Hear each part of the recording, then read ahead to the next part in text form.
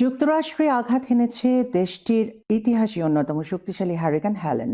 ৪ ক্যাটেগরির এই ঘূর্ণিঝড় ফ্লোরিডা ও জর্জিয়া অঙ্গরাজ্যে ব্যাপক তাণ্ডব চালিয়েছে। এতে অন্তত ২০ জন নিহত হয়েছে। শুক্রবার প্রায় ২০ লাখেরও বেশি ঘরবাড়ি ও ব্যবসা প্রতিষ্ঠান বিদ্যুৎ বিচ্ছিন্ন ছিল।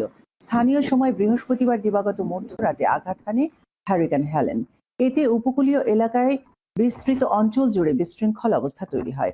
ফ্লোরিডা উপকূলের টাম্পা, নেপলস ও সেন্ট পিটার্সবার্গ এলাকা থেকে পাওয়া স্থির চিত্রে দেখা গেছে বহু নৌযান উল্টে আছে, গাছ উপড়ে পড়েছে, পানিতে আটকা যানবাহন আর রাস্তাঘাট তলিয়ে গেছে।